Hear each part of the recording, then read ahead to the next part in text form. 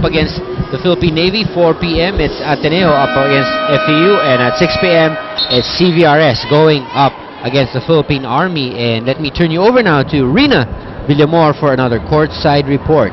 Yes, when we talk about the Lady Tamaraws, we always say that they are a team with a never say die attitude, and they are a team that is very strong. But what's lacking in today's ball game is their ardent desire to show and to play it consistently, to be able to start strong and to finish it strong. Now, if I have observed that during the huddles, Coach Nel would only give them a few reminders as a sign that he trusts the girls. This is a sign that he wanted the girls to think for themselves very maturely, act very maturely in this game. According to Coach Ness, perhaps this is also because the team has only practiced 1 week prior to the opening of the Shakey's B-League. Meanwhile, for the Cagayan Valley team, Coach Mike hopes that his setter would also be able to step up for the team. Back to you guys.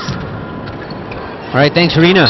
Service ace again from the #1 server from the Cagayan Valley Rising Sun, Sandra De Los Santos. Patrona back in for FEU. Axel, the official outfitter of the Shakey's V-League.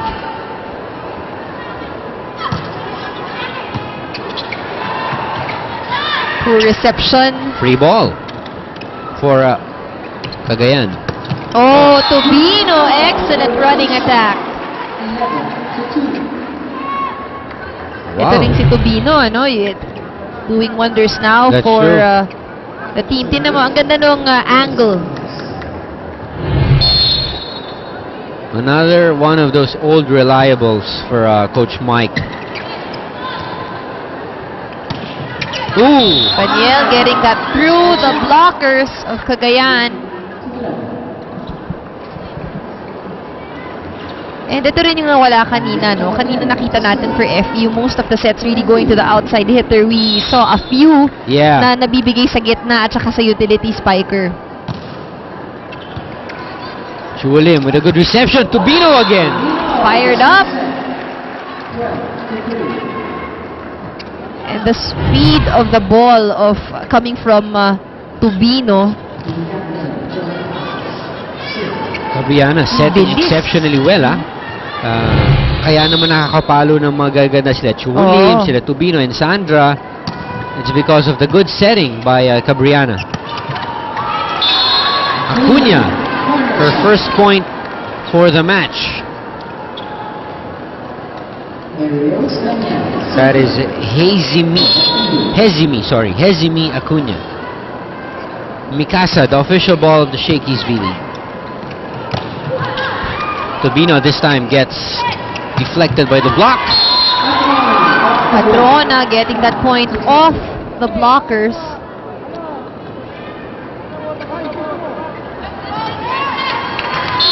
We can hear Coach Ness also from the sideline, no? Binibigyan ng reminders yung kanyang mga frontliners na tapatan yung attackers ng Cagayan. Ooh, solid hit for Formipol.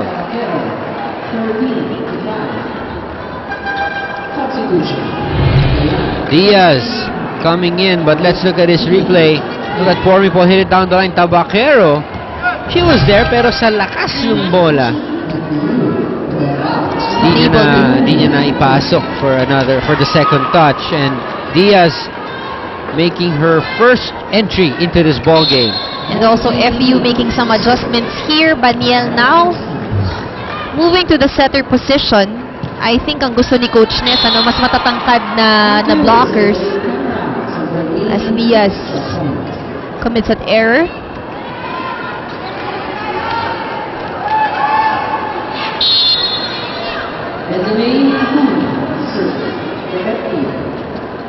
Acuna, nice serve.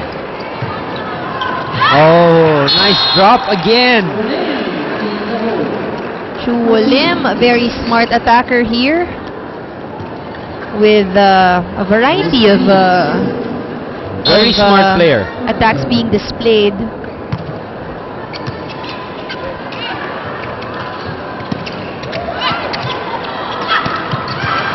Sandra dug up by the libero. That's too close. No touch.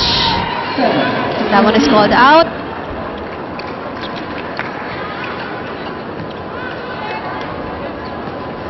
Iris Patrona to serve for the Lady Tamarals. Yonela with a good reception. Free ball for Sandra. That is too long. A lucky break here for FEU. Napaganda pa na pinalo agad ni De Los Santos. No touch from the blockers of FEU, and Sandra misfiring.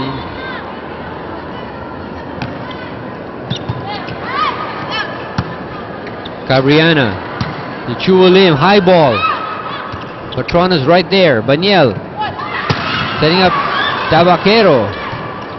Oh, Such an easy job for Sandra De Los Santos. good play to do, or good decision, because with that kind of a play, she compressed all the blockers Yes. in that side. That's right. And yun nga, kung ikaw naman yung kalaban niya, nakakainis naman. Because it's not the first time Yeah. that she's actually done it. But what's really frustrating is that it's so difficult to adjust and read Mahirap her drop talaga. ball. Substitution. FEU 1 out 12. 15-9. Michelle C coming back in to replace Remulla. LC. Ika. Baniel now moving up to a different position again. Yun yung ginagawa ni Coach Ness ngayon, no? 3 tall blockers in front. Baniel and Eulalio ganging up on Joy Cases.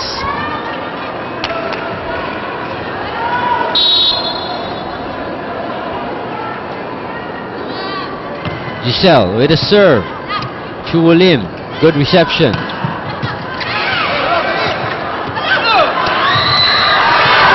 Tabaquero, just the right amount of speed. Giving Cagayan a dose of their own medicine. 15-9, didn't wait for the timeout. Cagayan wants to talk things over. Pasukan mo. Dapat, laging dalawa blocker sa kanya. Kasi hindi ka nabibigyan ng bola eh. Mabilis ang pasok. Ha? Patay na yung blocker dito. Nandun na yun eh. Pag sinapayan siya, kininan mo. Pwede mo ibigay sa kanya. Ha? Sabi lang naman ang palo dyan eh. Sinabi ko eh, puntos natin tayo. Ayaw yung gumana? Ayaw yung... Ha? Maganda rin siya. Ano yung bola? Maganda rin siya kasi. Hindi na FEU Makati, the newest campus of Far Eastern University, is now accepting enrollees in the following degree programs: Accountancy, Accounting Technology, Information Technology, and Business Administration. For more info, call 836-2002 or visit www.feu.edu.ph.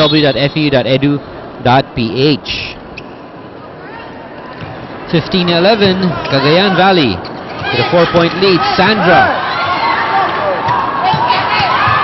off speed this time, nandun si Joy Cases. Let's see if they save it. Good save by Patrona. Tabaquero, high ball across to De Los Santos. Oh, and then another drop. Yunelas was right there. Free ball. Joy. Tabaquero and Patrona unable to get to that ball. Second technical timeout, 16-11.